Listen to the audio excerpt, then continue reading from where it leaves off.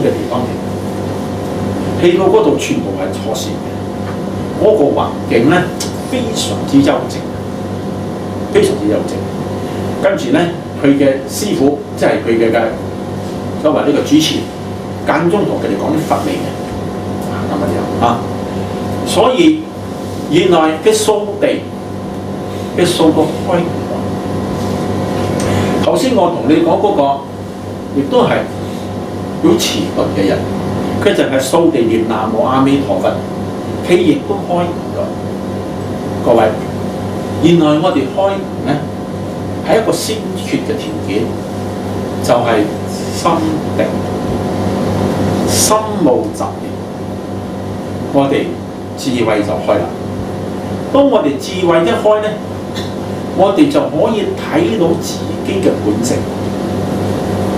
我哋就可以睇到我哋自己嘅本質。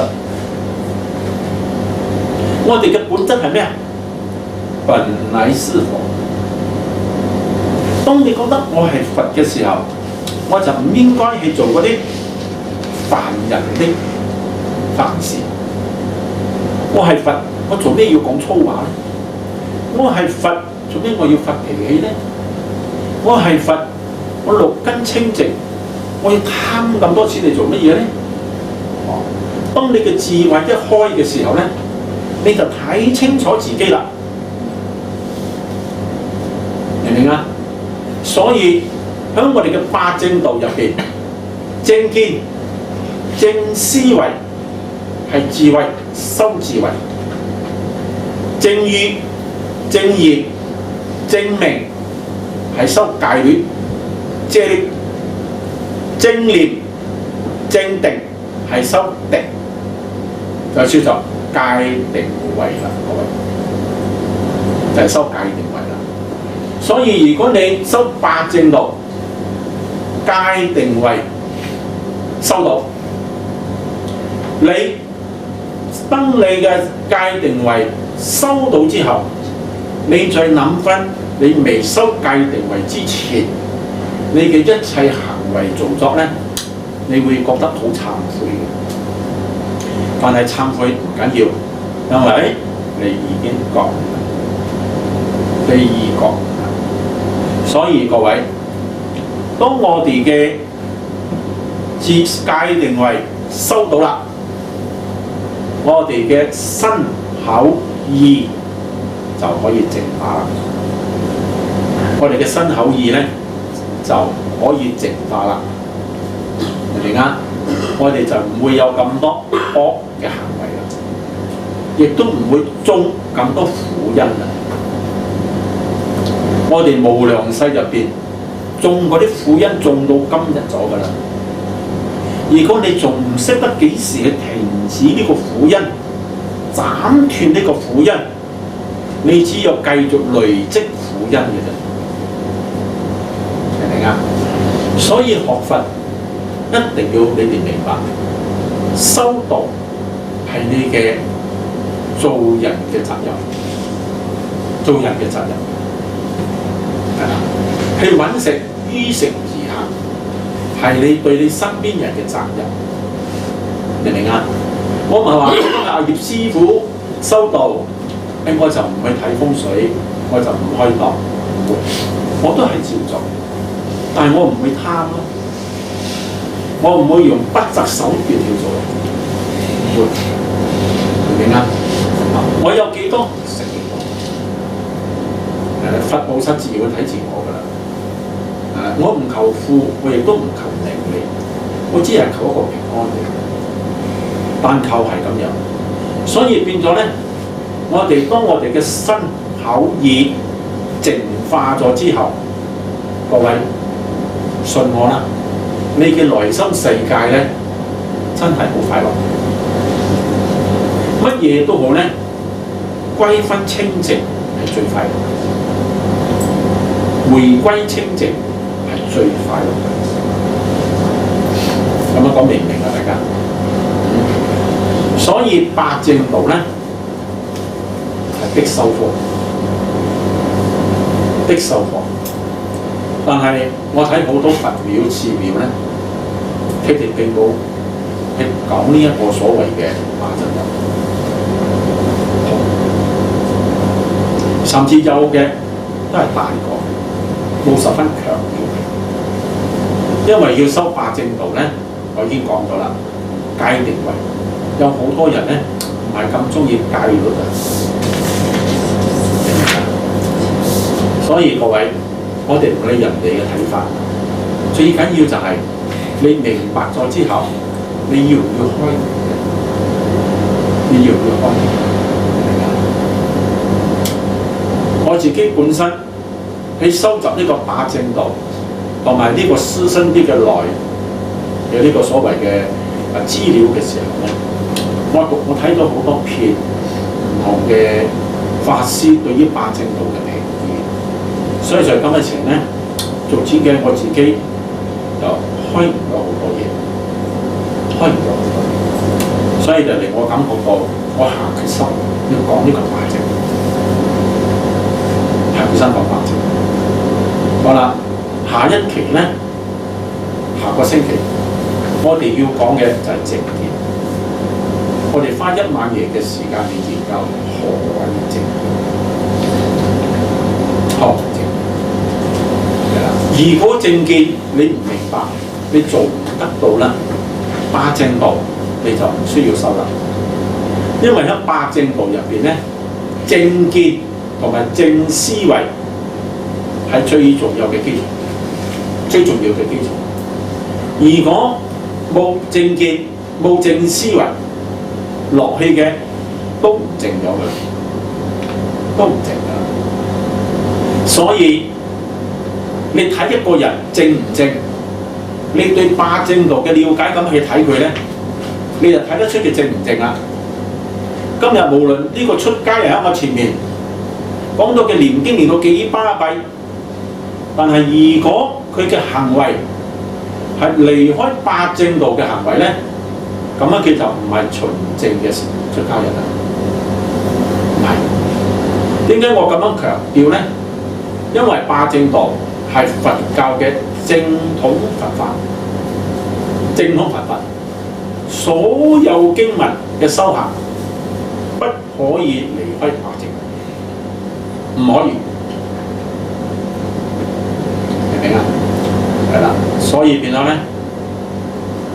下個星期，因為今下講落去咧冇咁多時間啦，係啦，所以各位下個星期咧，真正呢一個課程，我相信咧係一個重要嘅課程。其實一路落去都係重要嘅課程啦，所以希望你哋可以都出席啦。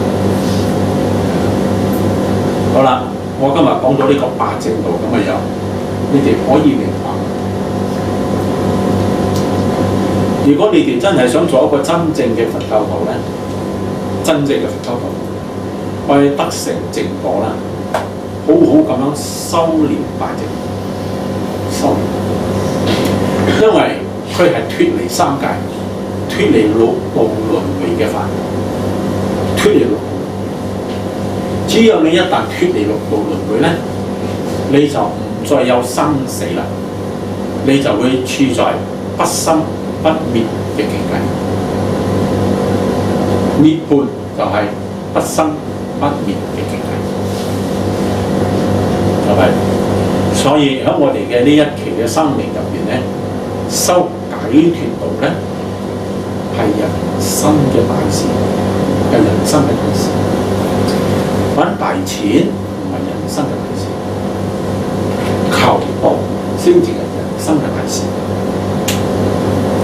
俾你100萬又一碗飯，又係瞓6尺嘅床；俾你10千蚊嘅入息，你又一碗飯，又係瞓6尺嘅床。各位有咩分別咧？即係錢多啲啫，係令到你虛榮心高啲多啲啫，冇咩實質嘅利益。錢多並冇咩實質嘅利益，只不過係咁物質上嘅享受多啲，明唔明啊？但係如果講到溫飽咧，大家都一樣咁溫飽啦，明唔明啊？好啦，各位，我希望我對呢個八正道嘅解釋可以令到你有一種感觸啦，即係話呢個八正道嘅重要啊！希望你真係體會到佢嘅重要啊！好啦，我講到呢邊，你哋有冇嘢想問？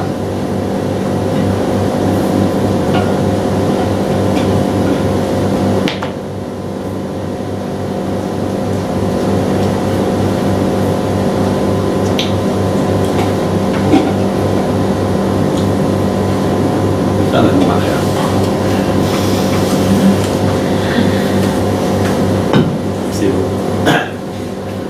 聽講啊，呢啲八正道啊係小乘嘅法嚟，係咁樣講啱唔啱？啱。八正道咧係小乘法，即係上一屆我已經講咗，師生啲係聲聞所學嘅，所以八正道咧佢係小乘。不過如果你冇八正道嘅基礎，你入唔到大乘法，即係因為佢小乘我唔學，我直入六波羅蜜修佛菩薩道。其實你冇呢個遮天虛，你入呢個古沙德，你係入唔到嘅。即係等於話你要修八正道，你嘅基礎就係五戒十善。你冇五戒十善，你直入八正道，你唔殊勝。明唔明啊？所以變咗喺我哋嘅呢一個出三界入邊咧，呢一個師生啲同埋呢個八正道係聲聞德、聲聞道，所以係小乘。但係小乘唔係大乘同小乘之分咧，係因為嗰個級數嘅問題啫。明唔明啊？即係等於話係中學同大學之間啫。咁你冇中學，你直入大學得唔得咧？唔得。你一定要先落八正道，跟住由八正道修到去菩薩道。所以喺泰國嗰度咧，佢哋一般上咧係修呢個常出小乘法，係咧。不過小乘法都已經係念到嘅，都係念到嘅，即係等於話八正道係基礎。係，你講得冇錯，佢係基礎，係常春。但係喺我哋間學法入邊咧，我哋冇分常春八春。係，喺釋迦牟尼佛入邊咧，其實佢並冇門派之分嘅。釋迦佛本身冇門派之分嘅，所以佢講嘅咧就係同樣解脫之道。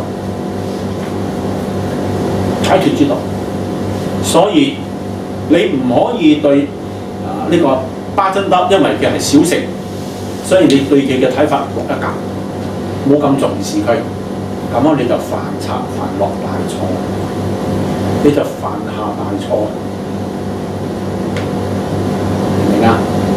所以佛法係有基礎所講嘅，好似你話正念、正定。你理得嘅係小乘定大乘咧？正念正定，你學得到就係呢個定可以收到起佛菩薩嘅境界，明唔明啊？所以一步一步嚟。今日我講嘅係謝托德，謝托德講晒之後咧，我哋就會講佛菩薩。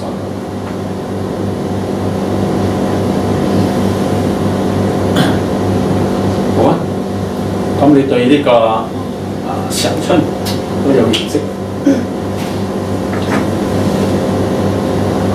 仲有我又想問下你，好似講話嘅常春啊，鬆下食肉喎，食肉亦都可以成佛喎。嗱，嗰陣我應該咁樣講，因為釋迦佛佢喺佢嘅佛經入邊咧。佢冇幫呢一個食肉或者食齋咧，當作係可唔可以求道嘅一個標準。我哋嘅星雲法師喺呢個報紙度有貼紙嘅。修佛係咪一定要食齋咧？學佛齋係咪必須條件咧？星雲法師講唔係，所以冇幫呢個食肉同埋食齋放喺心入邊打滾，自相矛盾，想食就食。但係大乘法唔鼓勵食，而家你講大乘法鼓勵食。咁問題唔係食肉嘅人就唔可以得道咧？佛有講有4種肉唔可以食，只要你唔犯錯，咁應該就可以食。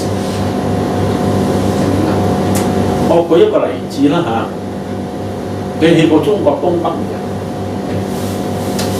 你試下喺東北嗰度住1年嘅人，喺度住1年，你唔飲酒你都要飲酒，因為佢冷。